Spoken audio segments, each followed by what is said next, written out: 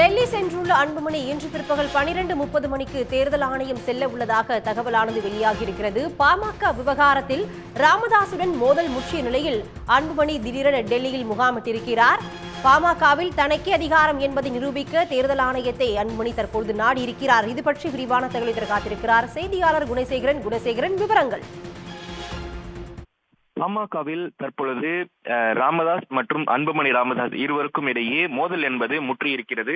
இந்த சூழலில் நேற்று மாலை அன்புமணி ராமதாஸ் டெல்லி புறப்பட்டிருந்தார். இதனைத் தொடர்ந்து அவர் 12:30 மணி அளவில் தேர்தல் ஆணையம் செல்ல இருப்பதாக தகவல் வெளியாகியிருக்கிறது.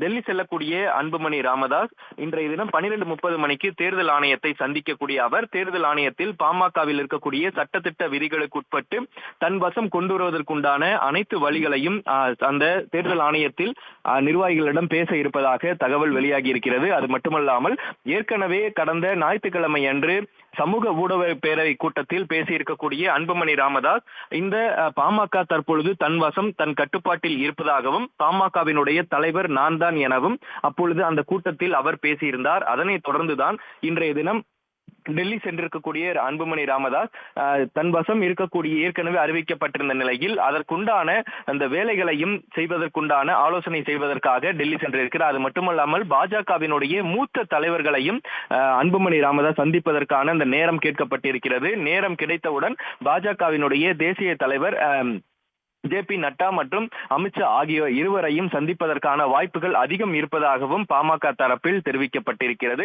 இந்த நிலையில் நாளை இரவுதான் அன்புமணி ராமதாஸ் டெல்லியிலிருந்து சென்னை வர இருப்பதாகவும் தகவல் தற்பொழுது கிடைத்திருக்கிறது.